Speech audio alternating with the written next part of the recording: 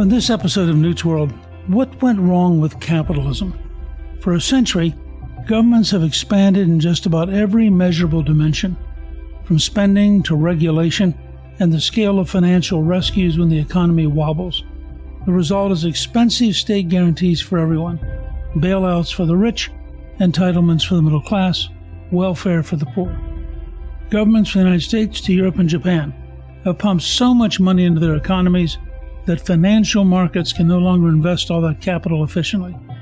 The first step to a cure is a correct diagnosis of the problem. Capitalism has been badly distorted by constant government intervention and the relentless spread of a bailout culture. All of this is detailed in the new book, What Went Wrong With Capitalism. So I'm really pleased to welcome my guest, Ruchir Sharma. He is currently chairman of Rockefeller International and founder and chief investment officer of Breakout Capital, an investment firm focused on emerging markets.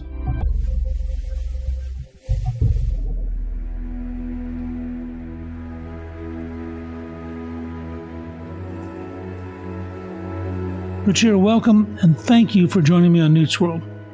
Thanks, Newt. Great to do this with you. By the way, congratulations on the attention your book is getting.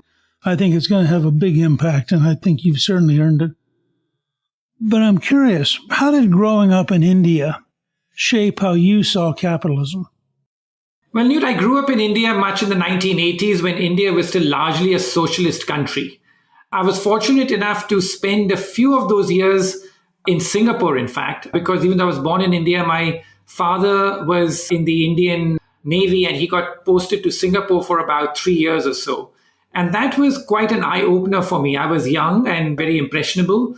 But when I went to Singapore from India, I saw that how that country was prospering in the late 1980s as its leader gave its people so much more economic freedom.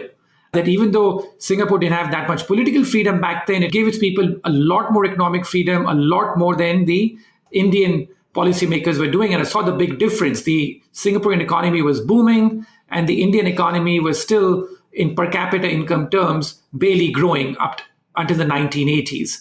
So that's really sort of my first introduction about the fact that how much giving people economic freedom can make a big difference. Because India, as you know, gave its people lots of political freedom after its independence in 1947. It just didn't give its people enough economic freedom, and that process only began post the 1980s kind of era.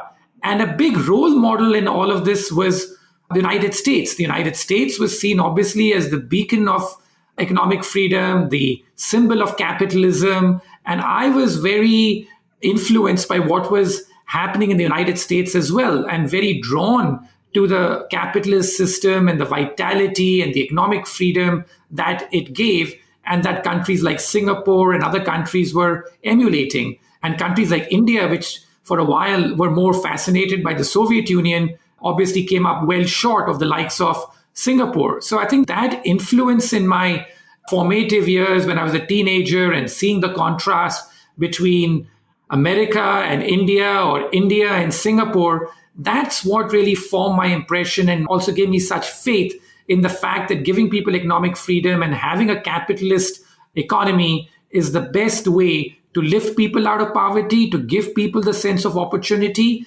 and to create wealth at the top. What was your sense of what was driving the changes, and to what extent it was driven by politics, and to what extent it was driven just by sheer entrepreneurial effort? I think a combination that India always had great entrepreneurial spirit, but that was severely constrained in India under what then was called the license Raj, where, that businesses and entrepreneurs were tied up in so many licenses and regulations that it could never allow them to flower. And then you had the event where the country literally ran out of money. The country literally went bankrupt in early 1991. And the best time when a country carries out economic reforms, unfortunately, is when it has its back to the wall and it has run out of other people's money to spend. So that's when the government began, or was forced to, in a way, to liberalize, to open up its economy. And the Indian economy, after sort of losing share in the global economy for much of its first 35 years of independence, after that, you began to see a big takeoff in the Indian economy. And something which even China did, as you know, that we often think of China as this communist state. And today we think of China as a very statist country. But China did exactly the same thing, which I think is somewhat misunderstood. The Chinese growth was driven with the government starting from a very restrictive position in the economy to giving its people much more economic freedom, property rights, and other rights. And the Chinese economy did spectacularly well. China, by some measures, gave its people much more economic freedom than even India did for the last 30 to 40 years under Xi Jinping came to power. So that model really seemed to be the way that the world was going to benefit, much more economic freedom to its people. And I think that that's also what got people to think in America and in the West that market forces were on the ascendant, which is that these countries were adopting market policies and prospering, globalization was taking off. And so a lot of people thought that this is the neoliberal era and these countries are doing so well and that's what's happening. But what I think was missed in this was that while that was happening, the countries in the Western world, America and even more so Europe, started moving in the opposite direction. They were moving away from a limited role of government to a much more expansive role of government. And by the time the pandemic hit in 2020, one, the lockdown, I think, was shaped by this government's hubris that we can lock people down and just give them money to sit at home and everything will be fine.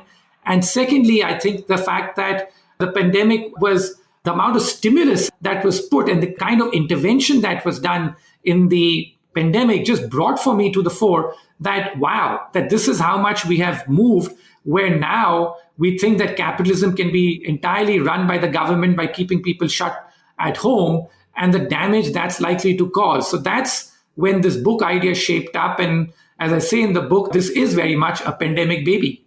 You have an unusual background. I mean, right out of high school, you began writing for the leading financial paper in India, writing a column on global markets. I mean, how do you get a job like that at 17 years of age? Because at that age, nobody else wanted to write about it. India was still a relatively closed economy. And I guess I was just fortunate that at a very early age, I knew exactly what I wanted to do. And I just happened to sort of, stumble upon a lot of economic and financial literature, which naturally attracted me. So that's when I decided that what I really want to do now is to write on economics. And I was quite clear at an early age that eventually I want to also learn how to make money with it. But at the age of 17, I couldn't relieve people of their wealth. So the next best thing to do was to write about it. And because nobody else was writing about it, because it was not considered cool at that point in time to be writing about global stuff, it was considered marginal almost, as India was a largely closed economy, I started to write about it. And that's what set me up then to come to the United States eventually and follow my dream here. You went from being a journalist to spending 25 years at Morgan Stanley, where you're head of emerging markets and chief global strategist. I mean, that must have given you a very different view of the world. Yeah, so I was never a full-time journalist, but as I said, that when I was in college, since I couldn't get anyone to give me that money to manage, I would write regularly, and that eventually caught the attention. I was coming to do my PhD, in fact, in the United States, and that my columns caught the attention of some of the top people at Morgan Stanley because they also had a presence in India. And I got a call, as part of our interview process, and the offer made to me was that, do you want to make money or do you want to study? Because I was going to do my PhD. I said, I want to make money. I gave up my PhD ambition and I joined Morgan Stanley and I started my career there. And yes, it gave me an incredible amount of exposure because I had baptism by fire. I saw the East Asian financial crisis in 97, 98.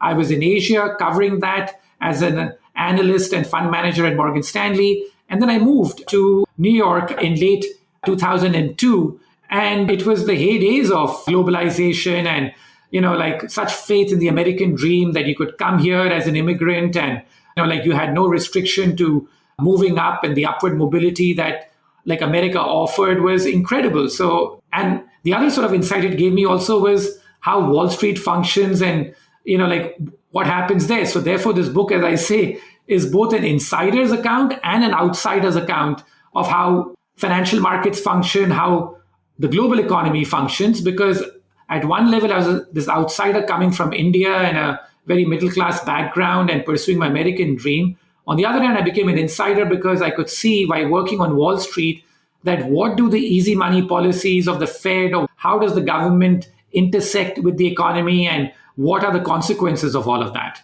Well, you may have dropped out of a PhD program. My hunch is you got more than a PhD education working at Morgan Stanley, because you were right in the middle of all this information flow.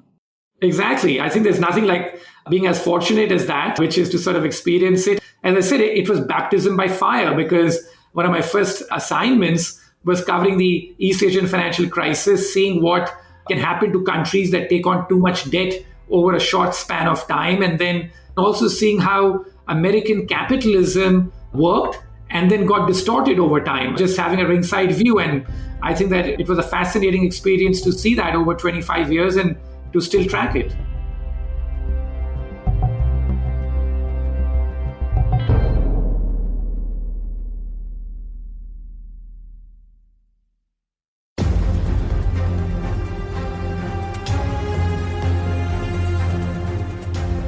Well, if we can stick with India for a second, were you at all surprised by the recent national election in India? Well, I can frankly say no, because what happens is that after the results are declared, everyone likes to say in some way, I knew this would happen, or I knew that would happen. But I had written a column with the Financial Times, with whom I'm a columnist, saying that how there is no Modi wave in India. And the only reason I was able to do that, I think, is that I have formed a group in India with about 20 of us, all writers and like analysts deeply interested in the Indian election.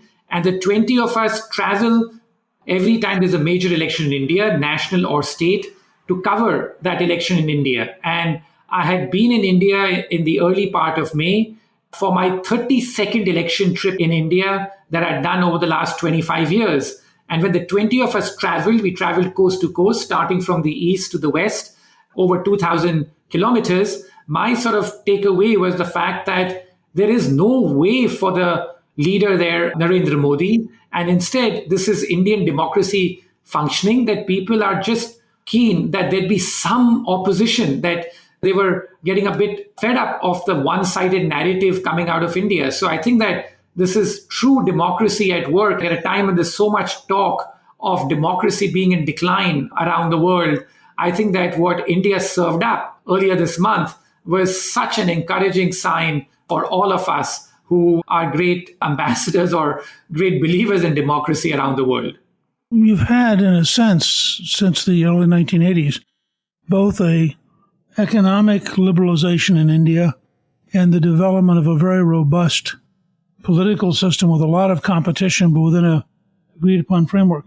At the same time, it seems to me, since you came to America, that we've seen a real decline both in our belief in the economy and our belief in the government. I mean, how do you measure that? Exactly. So I think that's what really got me sort of started on this book project. But as I said, that in the pandemic, the government's response in terms of both the severe lockdowns and then using stimulus in an indiscriminate way to paper over the lockdowns in a way, I think, is something which got me really alarmed.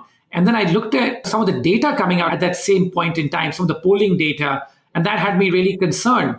The fact that most young Americans, particularly Democrats, by a pretty significant majority, would be telling the pollsters that they would rather have socialism over capitalism.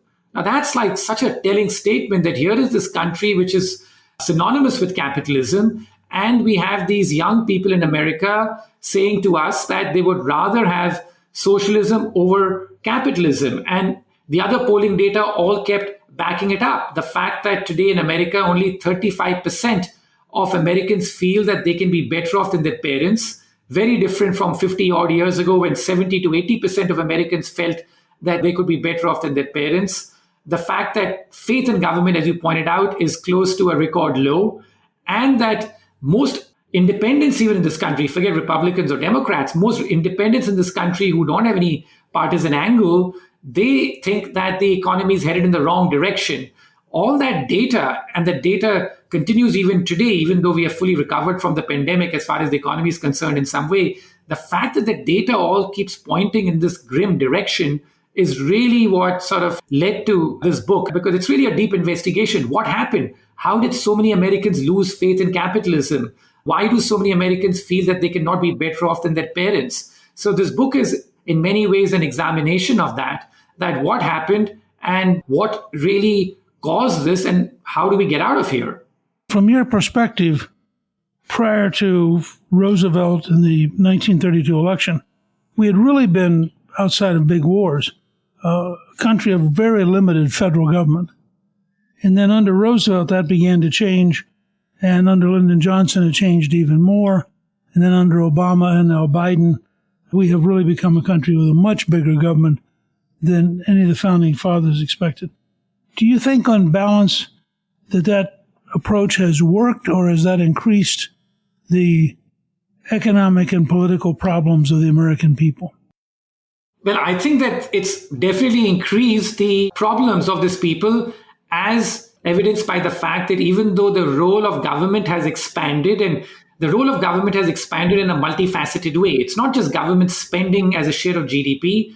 It's the regulatory regime, the bailout culture, the micromanagement of the business cycle, the size of the bureaucratic state. They've all expanded consistently over time. And I think that the fact that we are spending all this money and the government's getting more involved, and what's the result been so far? A, the faith in government is at a record low. Two, we have had much greater increase in inequality in favor of the entrenched and the top 1%, if not the top 10%. And also, I think that this is something which is much less spoken about. Over the last 30 to 40 years, we've seen a big decline in productivity. That productivity growth has fallen significantly in America, and even more so in Europe, which is even more status than America. Productivity growth has fallen significantly over the last 30 to 40 years. And as you know, the single most important determinant of economic growth is productivity growth. So if productivity growth is falling, then there's just less of the pie around for people to eat from. And that is a serious problem for most Americans. From your perspective, do you think that's reversible, or do you think that we're inevitably now trapped into a system of limited economic growth and government control? Well, unfortunately, I think that if I go back again to my experience of India, that when do countries really change? Or even in the last 10, 20 years, which countries have truly changed their path? Countries only change their path when there is a very apparent crisis. Until there is a very apparent crisis, even though the problems are quite insidious out here, I think that most people, just carry on the same path. Okay, that's how it is. So we just keep going down that path, and policymakers keep on doing what they have done. The natural sort of response is status quoism, because they don't think that they have much incentive to carry out any big radical change. So I think that that's the big concern for me. But the idea of this book is not to sound all gloom that this is the path we're on. As I said, the first step to a cure is to let's diagnose the problem, because today my big concern is that most solutions involve even more government intervention. Well, the government needs to intervene this, the government needs to break down companies or intervene more in this sector or that sector. And I'm trying to sort of say, but that's what got us in the mess in the first place. So let's at least diagnose the problem correctly. And then I do have a whole chapter in the book speaking about where capitalism is still working, leading with countries like Switzerland, which is the richest country in the world today, and also one of the top 10 happiest countries in the world. What's working there? The size of government is much smaller than any other European country and even the United States. Their regulatory environment is a lot friendlier. Their small and medium-sized business creation is a lot more robust than that of America. You have to expand on that for a second, because historically, Americans thought of Switzerland as being much more socialist than we are. Exactly. But I think that most people confuse that with the entire European continent. And in Europe, there are many models which are working. So I think that most people in America which are socialists, tend to think of the Nordic countries. Sweden is, I think, one of their favorite countries that they speak about. And as I show in the book, that we have to understand what Sweden did and where Sweden is today. Sweden was one of the most socialist countries at one point in time, but even Sweden had a big economic crisis, if you recall, in the early 1990s.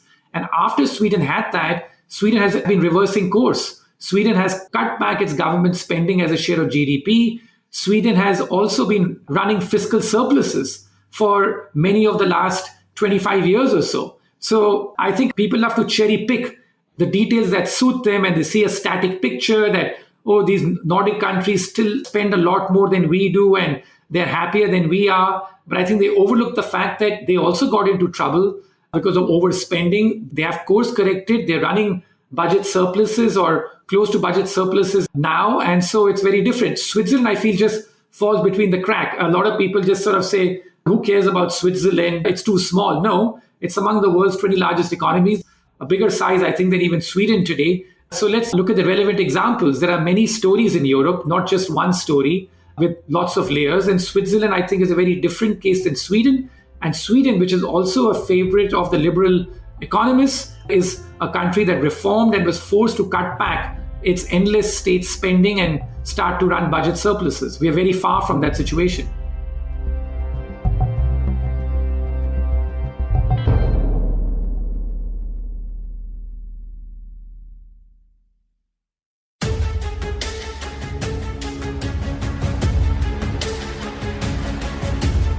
You also mentioned that one of the major challenges for modern capitalism is that governments are increasingly ill-equipped to keep up with the accelerating pace of technological change. I was particularly interested in this because I just had lunch with an expert on large-scale computing and artificial intelligence and a variety of things involving communications. And the scale of change coming down the road across the board, from space to artificial intelligence to biology, it's astonishing. And yet your point, which I think is right, is that these large bureaucracies are both hostile through regulation and find it extraordinarily difficult to adapt because of the very nature of bureaucratic behavior. What's the long-term solution to that?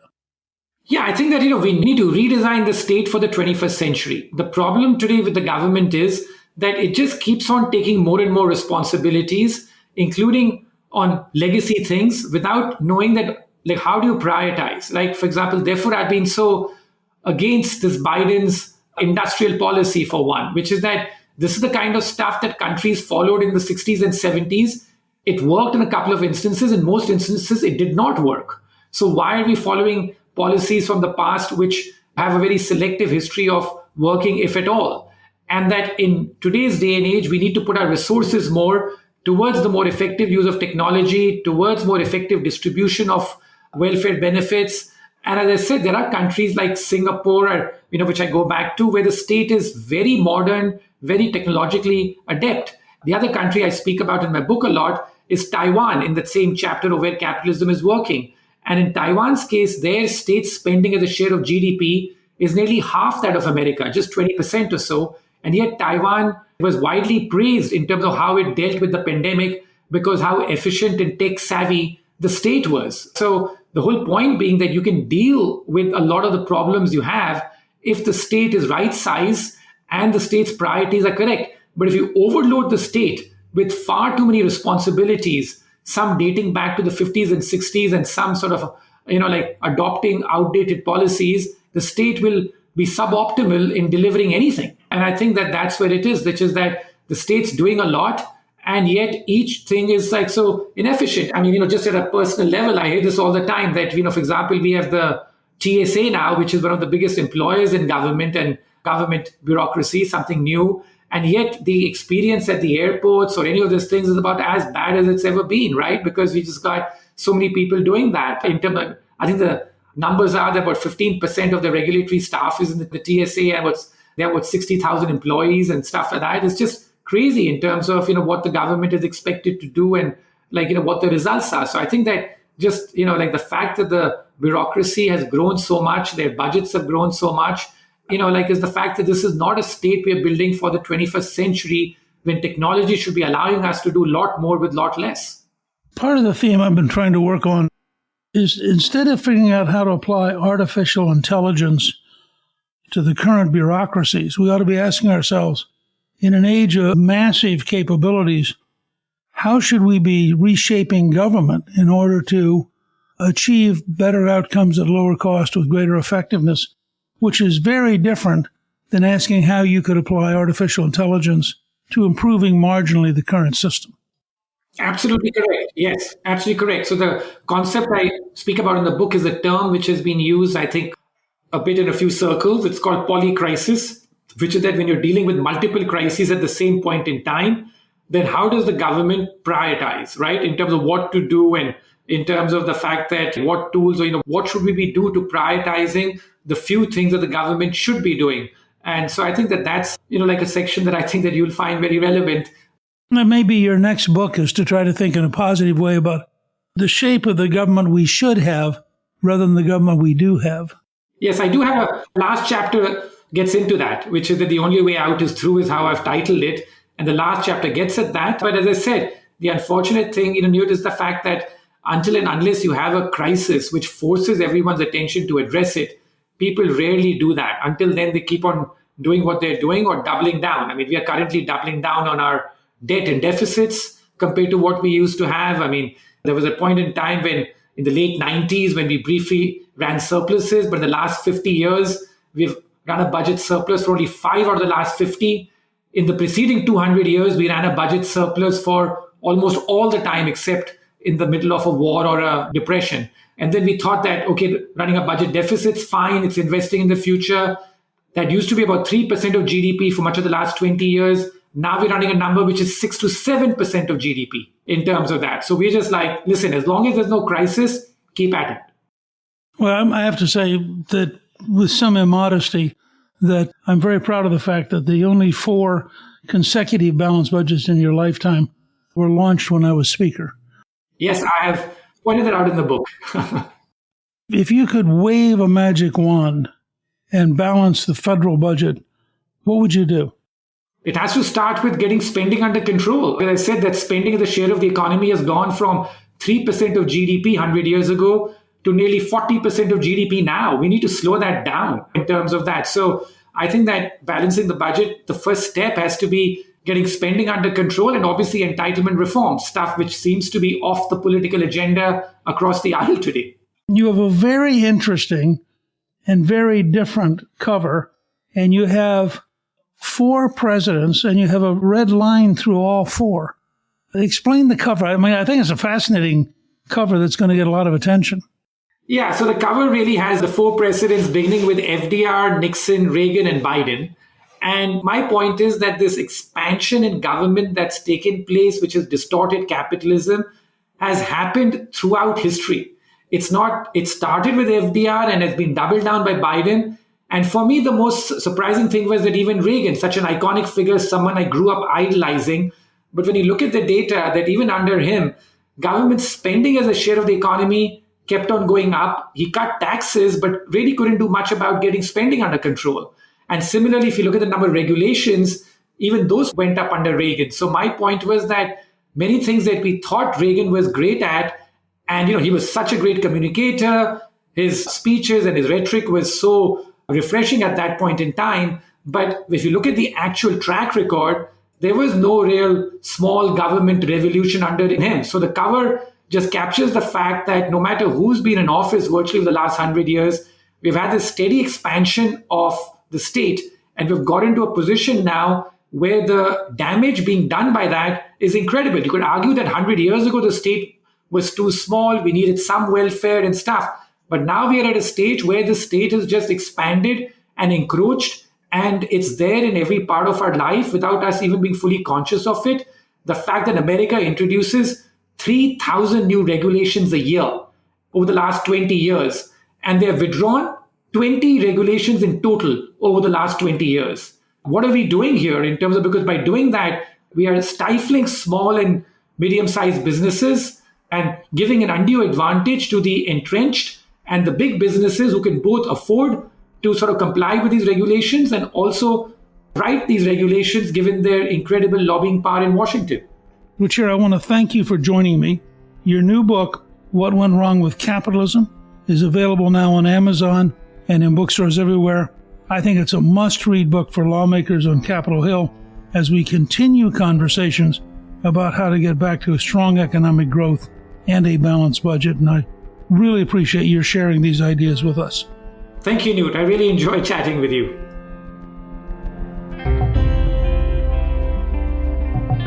Thank you to my guest, Ruchir Sharma. You can get a link to buy his new book, What Went Wrong With Capitalism, on our show page at newtsworld.com. Newt's World is produced by Gingrich 360 and iHeartMedia. Our executive producer is Garnsey Sloan, and our researcher is Rachel Peterson. The artwork for the show was created by Steve Penley. Special thanks to the team at Gingrich 360. If you've been enjoying Newt's World, I hope you'll go to Apple Podcasts and both rate us with 5 stars and give us a review so others can learn what it's all about. Right now, listeners of Newt's World can sign up for my 3 free weekly columns at gingrich360.com/newsletter. I'm Newt Gingrich. This is Newt's World.